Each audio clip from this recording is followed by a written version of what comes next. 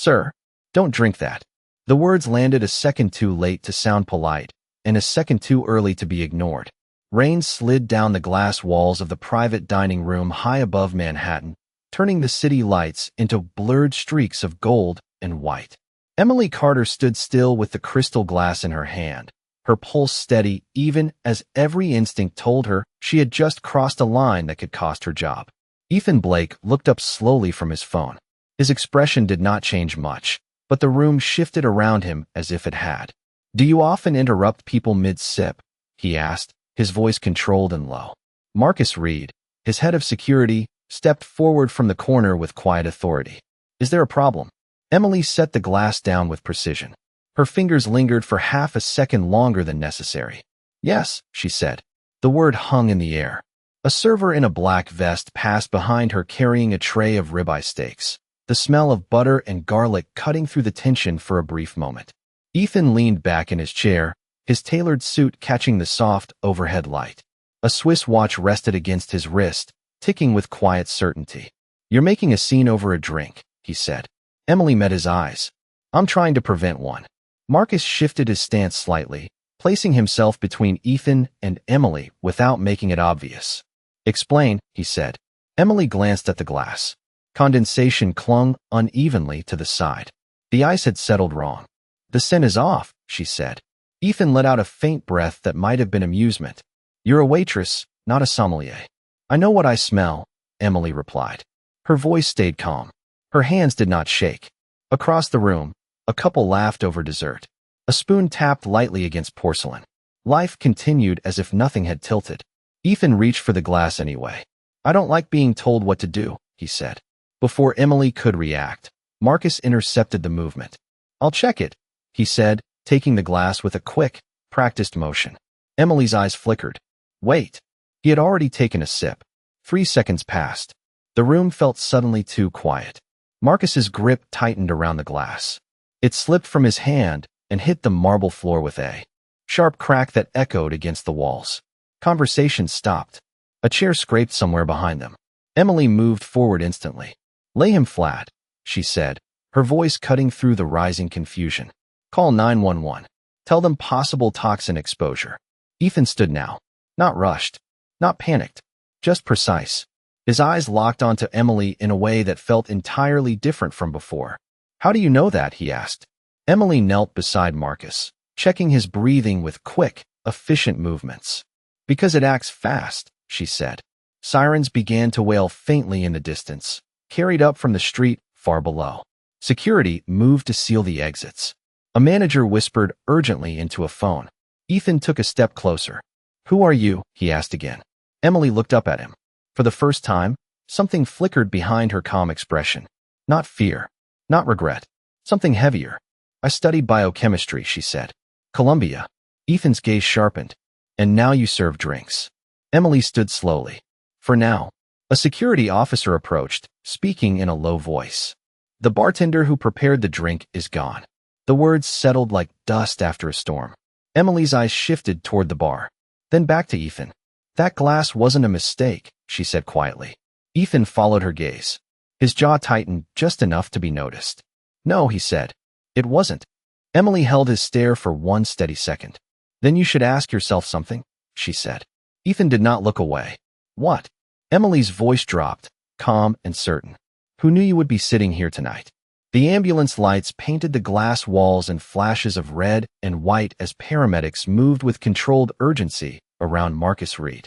Emily Carter stepped back just enough to give them space, her hands clean, her breathing even, but her eyes tracking every motion like she was still part of the process. Ethan Blake remained standing beside the table, one hand resting lightly on the chair he had not yet sat back in. "Will he be okay?" Ethan asked. The paramedic glanced up briefly. "We caught it fast." That helped. His eyes shifted toward Emily for half a second before returning to his work. A stretcher rolled in. The sound of its wheels cut sharply across the marble floor. Around them, the restaurant had thinned.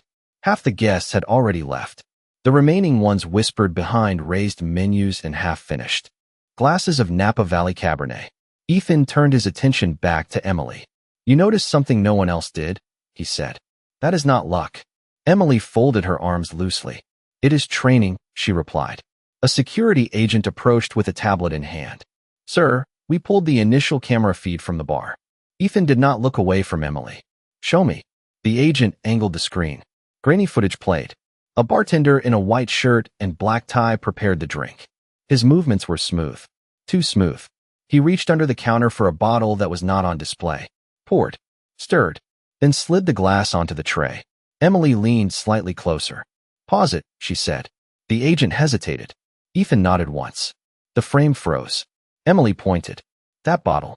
It is not from your standard shelf. The agent zoomed in. The label was partially visible. Not a brand the restaurant carried. Ethan's jaw tightened just enough to register. Track him, he said. We are already on it, the agent replied. He exited through the service hallway 3 minutes before the incident. No one stopped him. Emily straightened. Because he looked like he belonged. Ethan finally shifted his stance, turning fully toward her now. You are very certain for someone who serves tables, he said. Emily met his gaze without hesitation. I pay attention, she said. A manager rushed over, pale but composed. Mr. Blake, we are deeply sorry. We had no idea. Ethan raised a hand slightly. The man stopped mid-sentence. Save it, Ethan said calmly. Just make sure your employee records are ready for my team. The manager nodded quickly and stepped away. Emily watched the exchange. Then her eyes moved back to the table. The glass fragments were still scattered near Marcus's chair. A faint, almost invisible residue clung to one piece. She crouched again, careful not to touch it. There, she said. A security agent stepped forward. Do not touch anything, he warned. I am not, Emily replied. But you should collect that sample before it evaporates. The agent hesitated again. Ethan spoke without raising his voice. Do it. A small evidence kit appeared within seconds. The fragment was carefully sealed. The air in the room shifted. Subtle, but real. Emily was no longer just a waitress in that moment. She was part of the investigation. Ethan studied her with a new level of attention. You said you studied at Columbia, he said. Why are you here? Emily stood slowly. Because life changes plans, she answered. It was simple. Too simple. Ethan's eyes narrowed slightly. That is not an answer, he said. Emily allowed a faint breath. It is the only one I am giving right now. For a moment, neither of them moved. The city lights flickered behind them. A helicopter passed somewhere in the distance, its sound muted by thick glass. Then the security agent returned, his voice lower this time. Sir, we found something else. Ethan did not break eye contact with Emily. Go ahead. The agent swallowed once. The reservation for this room. It was modified this afternoon. A pause. By someone using internal access. Emily's expression did not change, but her eyes sharpened slightly. Ethan finally looked away from her and toward the agent. Meaning, he said. The agent took a breath. Someone knew exactly where you would be sitting. And when. Silence settled again. He turned back to Emily, slower this time. More deliberate. You asked the right question earlier, he said. Emily held his gaze. Then you already know the next one, she replied. Ethan's voice dropped just enough to carry weight. Who inside this building wanted me dead? The word inside lingered in the air longer than the sirens that had already faded into the distance. Ethan Blake did not repeat it. He did not need to. Everyone in the room had already understood. Emily Carter shifted her weight slightly, her eyes scanning the perimeter of the private dining room with renewed focus. Something had changed. Not just the threat, the direction of it. A senior security officer stepped closer, lowering his voice. We are locking down staff exits and pulling badge access logs from the last 12 hours. Ethan gave a small nod. Do it quietly. The officer moved away, already issuing instructions through an earpiece. Emily walked toward the bar, her steps measured, her attention fixed on the space where the bartender had stood minutes ago. A single bar towel remained folded near the sink. Too neat. She reached for it, then paused. Gloves, she said without looking back. A security agent handed her a pair. She slipped them on with practiced ease and lifted the towel. Beneath it, a small stainless steel jigger sat slightly out of alignment with the rest of the tools. She tilted it under the light. A faint residue clung to the inner rim. This was not cleaned, she said. Ethan approached, stopping just short of the bar. And that matters because... Emily glanced at him. Because professionals clean as they go. This was left behind on purpose or in a hurry. The agent beside her carefully collected the jigger into an evidence bag. Ethan studied the space, then looked at Emily again. You notice habits, he said. Patterns, she corrected. People leave them everywhere. For a moment, his expression shifted. Not softer, more focused. That sounds like experience, he said. Emily did not answer immediately. Instead, she removed the gloves and set them aside. It is, she said finally. A silence settled between them that was different from before. Less confrontational, more deliberate. Ethan reached into his jacket and pulled out his phone. He tapped once, then turned the screen toward her. A schedule appeared. His schedule. Every meeting. Every location. Precise down to the minute. This was updated at 3:42 this afternoon, he said. The change moved this dinner from the main floor to this private room. Emily leaned in slightly. Who has access to modify that? Ethan's jaw tightened. Very few people. He tapped again, pulling up a list of authorized staff. Names scrolled down the screen. Executives. Assistants. Security leads. Emily's eyes moved quickly across them, then stopped. Wait, she said. She pointed to one name. This person. Why is their access recent? Ethan followed her finger. His expression did not change at first. Then it did. Subtle. Controlled. That is new, he said. They were not on this list last week. Emily straightened. Then someone added them. Ethan nodded once. Or someone replaced someone else. A memory flickered across Emily's face. Quick. Almost invisible. A lecture hall. A professor writing equations across a whiteboard. Patterns tell you what changed, he had said. But people tell you why. She looked back at Ethan. Whoever did this needed two things, she said. Access and timing. Ethan slid his phone back into his pocket. And proximity, he added. Emily nodded slightly. Yes. The senior security officer returned, his expression tighter now. We have the badge logs, he said. One entry stands out. A temporary credential issued this afternoon. It accessed both the scheduling system and the service hallway within a 20-minute window. Ethan's gaze sharpened. Name. The officer hesitated for half a second. It is registered under a contractor profile. No full background on file yet. Emily's eyes narrowed slightly. That is not random, she said. That is someone who knew how to stay invisible. Ethan looked at her again. This time, there was no trace of dismissal left. Only calculation. You have seen this before, he said. Emily held his gaze. Something like it, she replied. A beat passed. Then Ethan spoke, quieter than before. Then you are going to help me find them. Emily did not answer immediately. Her eyes shifted once more toward the bar, toward the space that now felt staged rather than abandoned. I can help you understand what they did, she said. Ethan tilted his head slightly. And the difference is? Emily met his eyes again. Calm. Certain. Understanding is what keeps you alive the next time. The room fell still for a moment. Then the officer's radio crackled softly. A new voice came through. Urgent. We just identified the contractor badge photo. A pause. You are going to want to see this. Ethan did not move. Why? The voice answered, tight and controlled. Because the person in the photo. They have been inside this building before. More than once. The screen was turned toward them before anyone spoke again. A still image filled the tablet. A man in a neutral gray jacket stood at the service corridor entrance. His face was partially angled. Clear enough to recognize. Not enough to feel familiar at first glance. Ethan Blake stepped closer. Zoom in, he said. The security officer complied. The image sharpened. A thin scar traced just under the man's left ear. Clean. Deliberate. Emily Carter's breath caught for the first time since the night began. Subtle. Controlled. But real. I have seen him before, she said. Ethan's eyes shifted to her immediately. Where? Emily did not answer right away. She leaned closer to the screen, studying the details. The way the man held his shoulders. The slight tilt of his head. Not here, she said. Different place. Same posture. Ethan crossed his arms slowly. That is not helpful. It is, Emily replied. Because he is not pretending to be someone else. He is repeating himself. The officer tapped the screen again. Another angle appeared. The same man earlier in the afternoon. Standing near the hostess station. Speaking. Briefly with a staff member. Timestamp, the officer said. 2:58 p.m. Ethan's jaw tightened. Pull the audio. No audio on that camera, the officer replied.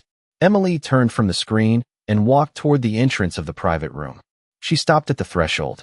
Looked down. A faint scuff mark traced along the polished floor. Not fresh. Not old. Out of place. He dragged something, she said. The officer followed her gaze. We checked for equipment. Not equipment, Emily said. Shoes. The sole pattern is uneven. She crouched slightly, aligning her hand near the mark without touching it. He shifted his weight here. That means he paused. Ethan stepped closer now. Why would he pause? Emily looked up at him. Because he was waiting. The officer frowned. Waiting for what? Emily stood. Her eyes moved back toward the table where the glass had shattered earlier. Timing, she said. He needed the drink to be delivered at the right moment.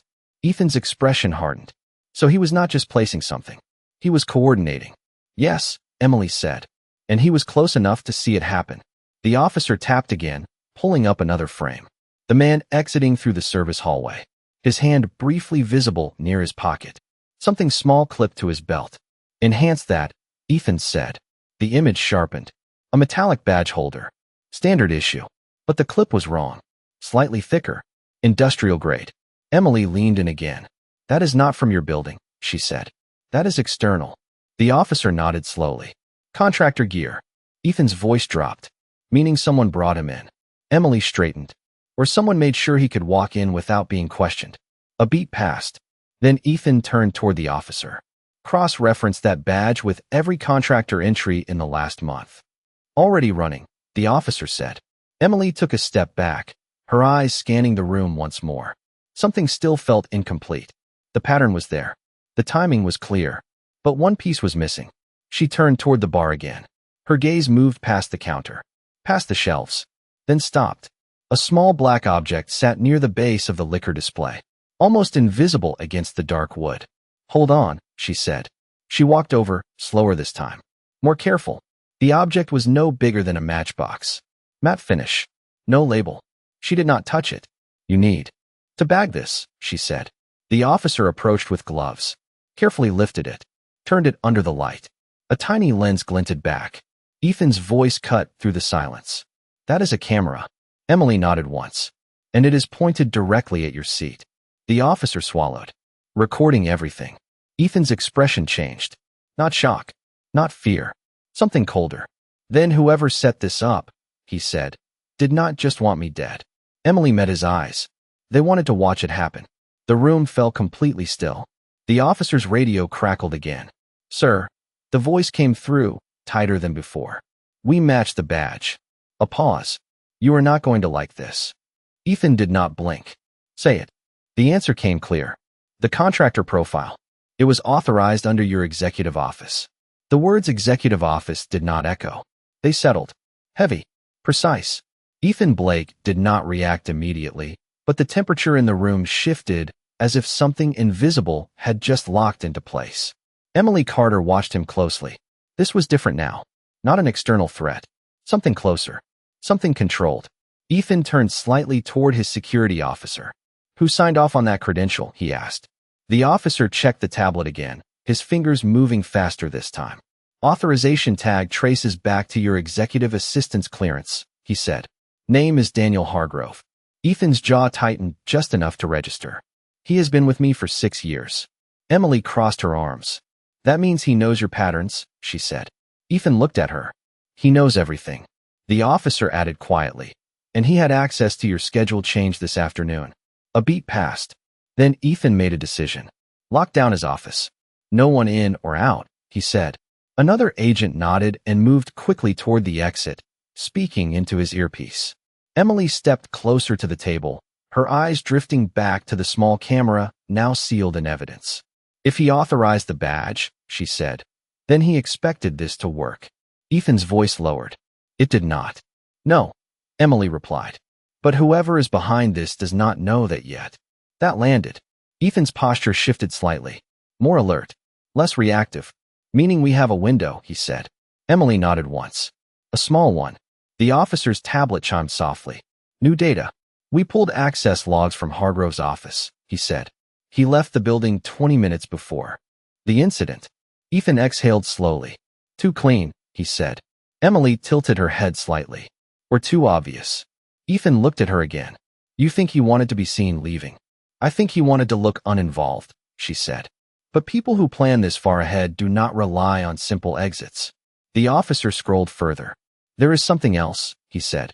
Hargrove accessed your personal file archive this morning. Ethan's eyes narrowed. Which file? The officer hesitated. Your medical records. Silence fell again. Not confusion. Not panic. Something sharper. Emily's expression changed slightly. That is not random, she said. Ethan did not respond right away. His mind moved faster now, connecting pieces. He needed to know something specific, he said.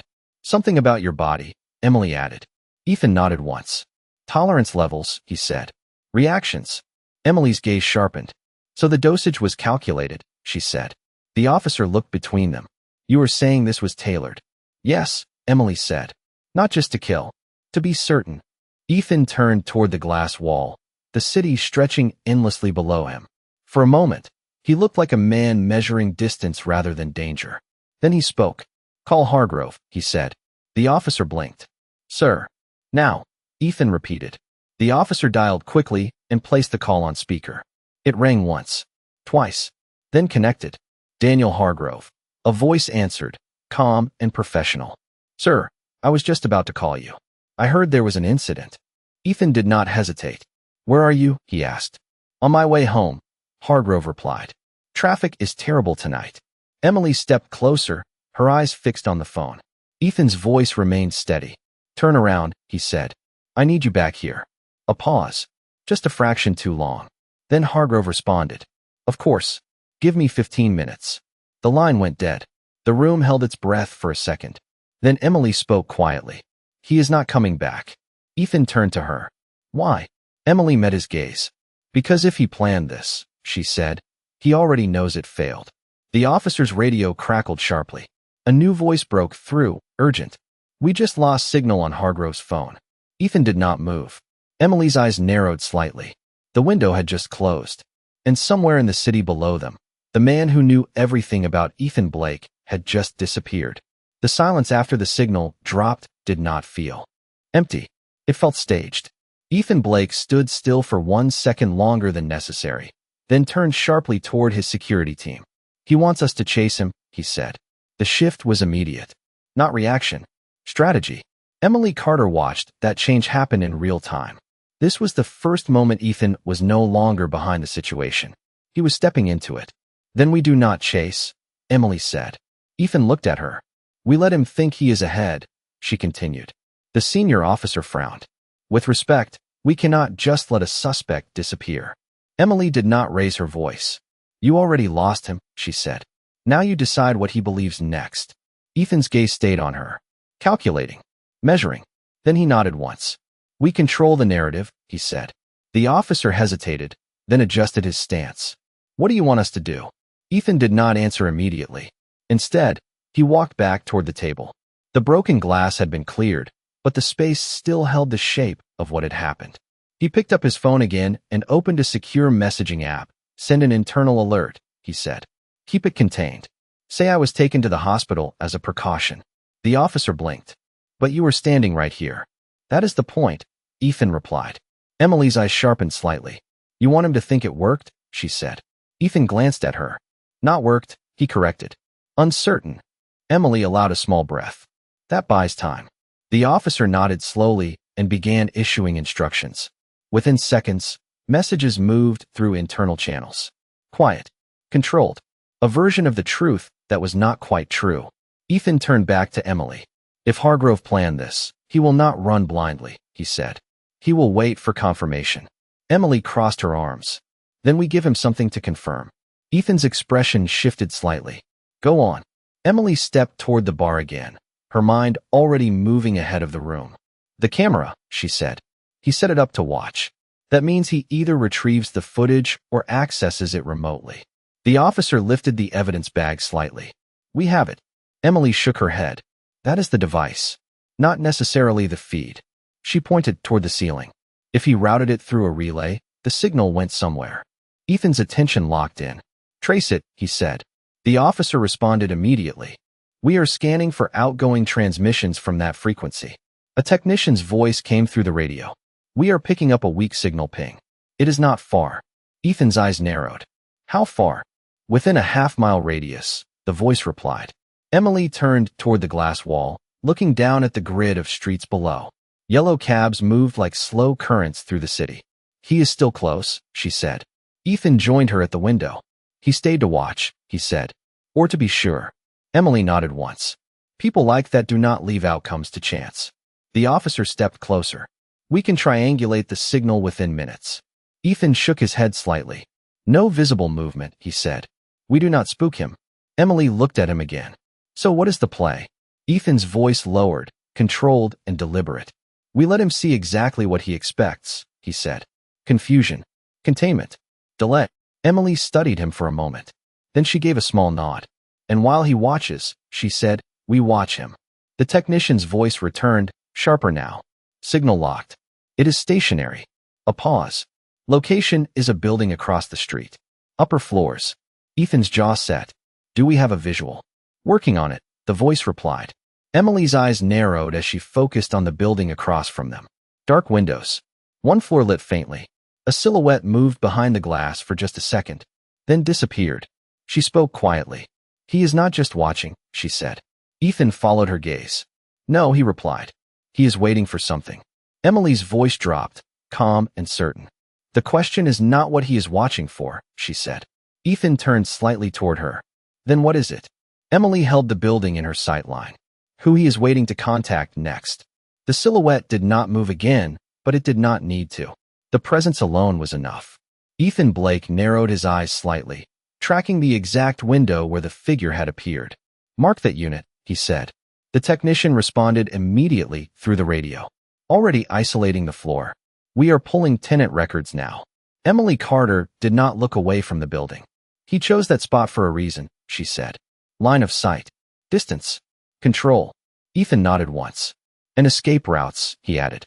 The senior officer stepped closer. We can deploy a team across the street. Within 2 minutes. Ethan shook his head. No rush entry, he said. He is watching for that. Emily glanced at him. If he sees movement, he disappears again. Ethan's voice stayed calm. Exactly. The technician's voice came back, sharper now. We have tenant data. That floor is registered under a shell company. Lease started 3 weeks ago. Emily's eyes shifted slightly. 3 weeks, she repeated. That lines up with when your schedule access changed. Ethan's jaw tightened. So this was not impulsive. No, Emily said. This was built. The officer added. Utility records show minimal usage. Lights on. No consistent activity. Ethan let out a slow breath. A staging point. Emily nodded. And a safe observation deck. The technician cut in again. We just intercepted a data ping from that unit. It is accessing internal network traffic. Ethan's gaze sharpened instantly. How? It is mirroring internal alerts, the technician said, including the message about you being taken to the hospital. Emily's expression shifted. So he is watching the response in real time. Ethan turned slightly toward her, and adjusting based on it. A pause. Then Emily said quietly, then he is not alone. Ethan looked at her. Explain. Emily stepped back from the window and pointed toward the tablet still in the officer's hand. The badge. The schedule change. The camera. That requires access at multiple levels, she said. One person cannot maintain all of that without exposure. The officer frowned. You are saying there is more than one inside. Emily met his eyes. At least one more. Ethan's expression hardened. Someone's still in this building. The room shifted again. Not panic. Recognition. The threat had not left. It had multiplied. The officer spoke quickly into his radio. Initiate silent audit on all active credentials. No alerts. No disruptions. Emily moved toward the table again, her mind clearly ahead of the room. She picked up the tablet and pulled up the access list Ethan had shown earlier. Names scrolled. Titles. Departments. She stopped again. Here, she said. Ethan stepped closer. What? Emily pointed to a timestamp. This account accessed the internal alert feed 30 seconds after it was sent, she said, before it propagated through the system. The officer leaned in. That is not possible without admin privileges. Emily nodded once. Exactly. Ethan's voice lowered. Whose account? The officer checked quickly, then froze for half a second. It is registered. Under your internal security oversight, he said. Directly under your authority. Ethan's eyes narrowed. That is my system, he said. Emily looked at him carefully. Then someone inside your own security structure is feeding information out, she said. A beat passed. The weight of that landed differently. This was no longer about access. It was about trust. Ethan turned slowly toward his team. His voice did not rise. It did not need to. No one leaves this floor, he said. And no one uses any device that is not cleared through me. The officer nodded immediately, relaying the command. Emily watched Ethan for a moment. Then she spoke, quieter now. You built a system that watches everything, she said. Ethan met her gaze. And someone found a way to watch you through it, she added. Ethan did not respond. His attention shifted back to the building across the street. The faintly lit window. The place where someone was still waiting. The technician's voice returned, more urgent now. We have visual confirmation, he said. Thermal scan shows 2 heat signatures inside that unit. A pause. Not one. Emily's eyes sharpened. Ethan's expression did not change, but something behind it did. The equation had just shifted again. And somewhere across the street, the person who planned everything was not working alone. The confirmation of 2 heat signatures did not create panic. It created clarity. Ethan Blake stood still for half a second, then turned slightly toward his team. They stayed, he said. That means they are confident. Emily Carter kept her eyes on the building across the street. The faint light in the window had shifted. Subtle. Intentional. Or they think they are in control, she said. The senior officer spoke into his radio. We can deploy a covert team to the adjacent building and get visual through the side angle. Ethan raised a hand. Not yet. The officer hesitated. Sir, if they move, they already planned for movement. Ethan cut in calmly. We do not react to their timing. Emily glanced at him. That was new. He was no longer just calculating. He was anticipating. The technician's voice returned, sharper now. We are detecting outbound data from that unit. It is not large. Short bursts. Encrypted. Emily turned slightly. They are communicating, she said. Ethan nodded. And not just with each other. The officer frowned. You think they have someone else? Outside. Emily shook her head slightly. No. I think they are updating someone who is not in that room. Ethan's expression tightened just enough. Inside, he said. Emily met his eyes. Yes. The pressure shifted again. The threat was no longer contained across the street. It was still inside the system. The officer spoke quickly. We are isolating internal network traffic, but whoever is feeding them information is using elevated access. Ethan turned toward the tablet again. Show me the latest internal log activity. The officer pulled it up. Lines of data scrolled. Timestamps. Access points. Emily stepped closer. Her eyes moved fast, filtering patterns instead of reading details. Then she stopped. There, she said. Ethan leaned in. What am I looking at? Emily pointed to a sequence. This account accessed the alert system, then immediately pinged an external relay, she said. Less than 2 seconds apart. The officer frowned. That is not human timing. Emily nodded. It is automated. Ethan's gaze sharpened. So they set a trigger. Yes, Emily said. The moment your status changed, the system reported it out. The officer exhaled slowly. That means they are not just watching. They are running a live feed. Ethan straightened slightly. Then we changed the feed, he said. Emily looked at him. How? Ethan's voice stayed calm. We give them something they cannot ignore. The officer hesitated. Sir, that could escalate the situation. Ethan did not look at him. It already escalated. Emily studied Ethan for a moment. There was something else there now. Not just control. Intent. What are you thinking? She asked. Ethan turned toward her fully. If they are watching for confirmation, he said, we give them confirmation that forces them to act. Emily's eyes narrowed slightly. You want them to move. I want them to make a mistake, Ethan corrected. The technician's voice cut in again. We just picked up another transmission, he said. It is different this time. Not data. Audio. The room went still. The officer adjusted the feed. Static crackled for a second. Then a voice came through. Distorted. Filtered. But clear enough. Status, the voice said. A pause. Then another voice answered. Lower. Controlled. Target uncertain. Monitoring continues. Emily's expression changed slightly. They do not know if you are alive or not, she said. Ethan nodded once. Good, he said. The voice on the feed spoke again. Proceed to phase 2. If no confirmation within 10 minutes. Silence followed. Heavy. Measured. The officer looked up. Phase 2, he repeated. Ethan's gaze did not leave the tablet. They built a second move, he said. Emily felt the shift immediately. This was no longer about a single attempt. This was layered, planned beyond the first failure. Then whatever they do next, she said quietly, it will not depend on that drink. Ethan finally looked at her again. His voice dropped, calm and certain. No, he said. It will depend on where I go next. Emily's eyes sharpened. Because for the first time, the plan was not just about watching him. It was about forcing him into a position he could not avoid. Ethan Blake did not move for a moment after the words Phase 2 settled into the room. Then he turned, precise and deliberate, and reached for his phone again. Update the internal feed, he said. Change my status from observation to transport. The senior officer blinked. Transport where? Ethan met his eyes. Penthouse medical suite. Upper level. Emily Carter's gaze sharpened instantly. That is inside your own building, she said. Ethan nodded once. Exactly. The officer hesitated. Sir, if they are planning a second move, then they are expecting me to stay predictable, Ethan interrupted calmly. We give them a destination they already accounted for.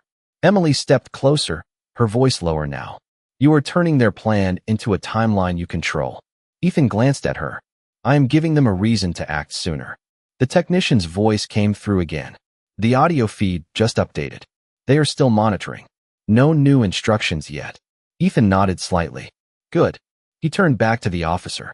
Stage the movement. Make it visible. Controlled, but not discreet. The officer understood immediately. You want them to see it happen. Yes, Ethan said. Emily crossed her arms, watching him carefully.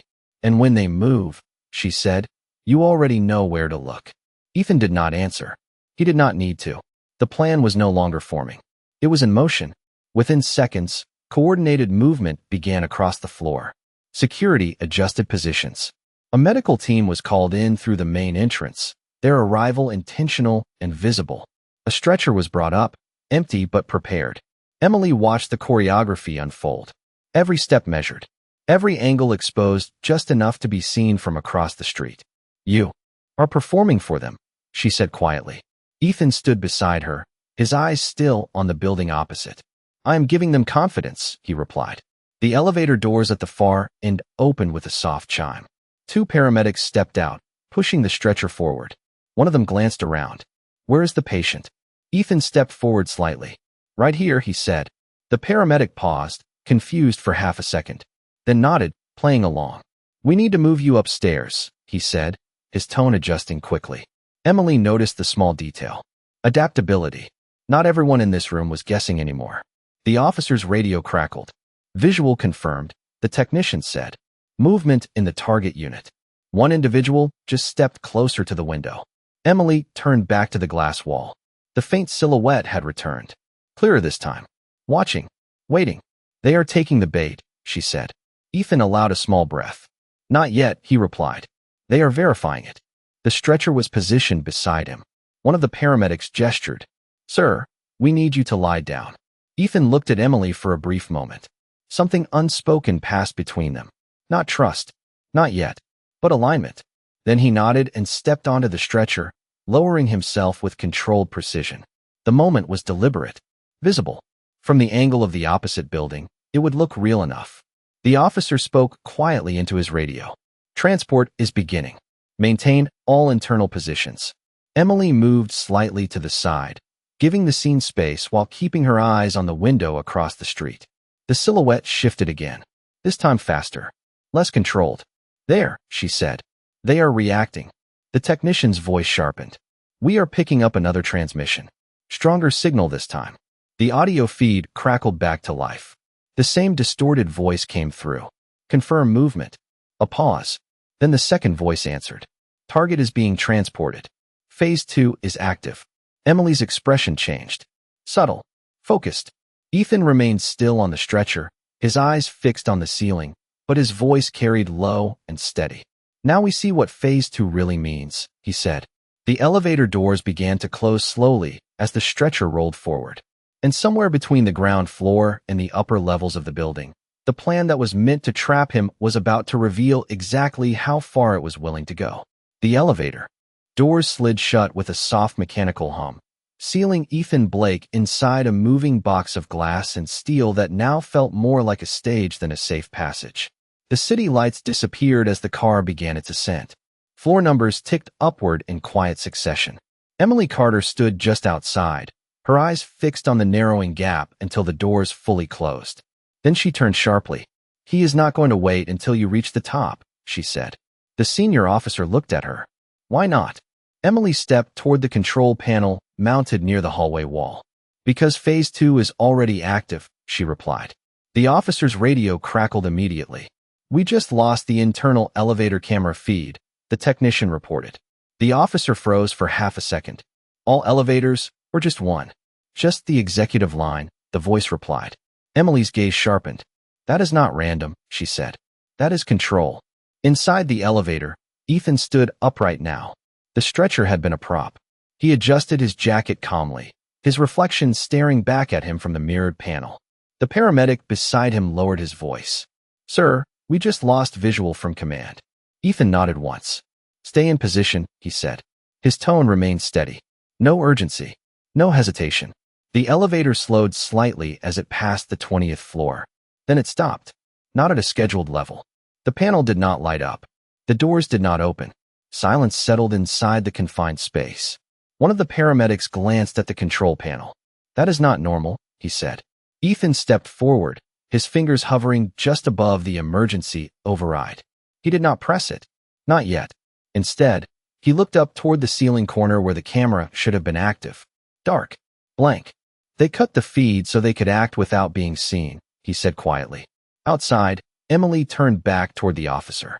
"Where is the elevator now?" she asked. The officer checked the tracking system. His expression tightened. "Between floors," he said. "No access point." Emily exhaled slowly. "They are isolating him," she said. The technician's voice returned, more urgent. "We are detecting a signal override inside the elevator system. It is external. Someone is controlling it remotely." Emily's eyes narrowed. "From the building across the street," she said. The officer nodded. "That matches the signal source." Emily turned back toward the glass wall. The same window. The same faint light. But now it felt closer. More deliberate. "They are not just watching anymore," she said. "They are executing." Inside the elevator, a soft click echoed from the ceiling panel. Ethan looked up. A small compartment shifted slightly. Mechanical. Precise. Not part of standard design. One of the paramedics stepped back instinctively. "Sir, that is not supposed to open." Ethan's voice remained calm. "No," he said. "It is not." He reached into his jacket pocket and pulled out a slim device. Matte black. No markings. He activated it with a single press. A faint signal pulse emitted, barely audible. "What is that?" the paramedic asked. Ethan did not look at him. "Contingency," he said. Outside, Emily's eyes flickered slightly as if she sensed something had just changed. The officer's tablet chimed again. "We are picking up a new signal inside the elevator," the technician said. "It is not from our system." Emily stepped closer. "Trace it," she said. The officer responded immediately. "Already doing it." The technician paused, then spoke again, slower this time. "That signal. It is not coming from the attackers. A beat. It is coming from inside the elevator." Emily's gaze sharpened. Something clicked into place. Not surprise. Recognition. She turned toward the officer. "He planned for this," she said. Inside the elevator, Ethan Blake stood completely still as the ceiling panel shifted further open. His reflection in the mirror did not change. His breathing remained steady. The device in his hand pulsed once more. Quiet. Controlled. Waiting. And for the first time since the night began, the plan inside the elevator was no longer theirs. The faint pulse from Ethan Blake's device did not stop the ceiling panel from opening. It only changed what happened next. A slim mechanical arm extended halfway down, precise and controlled, holding a small cylindrical unit no larger than a flashlight. One of the paramedics took a step back. "Sir, that is not part of any emergency system I have seen," he said. Ethan did not respond immediately. His eyes were fixed on the object, measuring it, not reacting to it. "It is not meant to be," he said quietly. Outside, Emily Carter leaned closer to the officer's tablet as new data streamed in. "We have signal overlap," the technician said. "Two control sources are interacting inside the elevator." Emily's eyes narrowed. "Meaning what?" The technician hesitated for a fraction of a second. "Meaning someone is trying to execute a command, and someone else is interrupting it." Emily exhaled slowly. That is Ethan, she said. The officer looked at her. You are certain? Emily nodded once. He did not walk into that elevator without a plan. Inside, Ethan lifted the device in his hand slightly. Another pulse emitted. This time the mechanical arm paused mid-descent. Not stopped. Delayed. The paramedic beside him whispered, "What exactly is that thing supposed to do?" Ethan finally glanced at him. "Confirm a result," he said. The paramedic swallowed. "What kind of result?" Ethan looked back at the object. The kind they cannot afford to guess. Outside, the technician's voice rose. "We are capturing the command signal now," he said. "It is routing through the same external relay we traced earlier." The officer leaned in. "Can you decode it?" "Working on it," the technician replied. A second later, a new feed appeared on the tablet. Lines of encrypted data began to resolve into readable text. Emily stepped closer. Her eyes scanned quickly, then stopped. "There," she said. The officer followed her finger. A command line. Short. Direct. Target ID confirmed. Initiate completion sequence. The officer's expression shifted. "That is not monitoring," he said. "That is execution." Emily nodded slowly. "They were never waiting for confirmation," she said. "They were waiting for proximity." Inside the elevator, the cylindrical unit clicked softly as it adjusted its position. Ethan watched it without moving. Then he spoke, low and steady. "Now we see who they really are," he said. He pressed the device in his hand one more time. The pulse changed frequency. Subtle, but immediate. The mechanical arm froze completely. A second later, a faint internal light flickered on the unit itself. Not from the attackers. From Ethan's interference. Outside, the technician's voice sharpened. "We have full capture of the command source," he said. "It is not just coming from the building across the street." Emily's eyes lifted. "Where else?" The technician hesitated, then answered. "It is mirrored through an internal server cluster." The officer's face tightened. "Which cluster?" The technician took a breath. "Executive Security Oversight. Direct Access Node." Silence hit the room like a final confirmation. Emily looked at Ethan through the glass reflection, even though he was floors above them. "It was never just Hargrove," she said quietly. The officer nodded slowly. "No," he said. "It goes deeper." The tablet updated again. A new line appeared. Authorization signature verified. User ID attached. The officer read it out loud, his voice lower now. "Primary authorization linked to Daniel Hargrove," he said. A pause. "Secondary authorization required for execution." Emily did not look away. "Who was the second signature?" she asked. The officer swallowed once.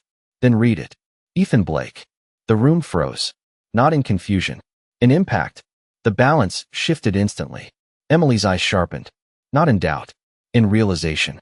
Inside the elevator, Ethan lowered the device slowly, his reflection steady in the mirror. His voice was calm. Almost too calm. "They needed my system," he said quietly. "And my authorization." Outside, Emily stepped back slightly, her voice just as steady. "Then the question is not who wants you gone," she said. Ethan's eyes lifted toward the ceiling panel, still frozen mid-execution. "No," he replied. Emily finished it, her gaze locked forward. "The question is who had the power to use your identity against you." And for the first time, the answer was no longer hidden somewhere outside the building. It was already inside the structure he built. The name did not echo inside the elevator. It settled in Ethan Blake's chest like something heavier than fear. The mechanical arm remained frozen above him, the device caught between command and interruption, but for the first time that night, Ethan was not looking at it. His eyes were fixed on his own reflection, the same reflection he had trusted for years, the same identity someone had just used against him. His fingers tightened slightly around the small device in his hand, then loosened. Outside, Emily Carter stood still, her gaze locked on the tablet where his name remained visible as the second authorization. She did not speak. She did not need to. The truth had already shifted everything.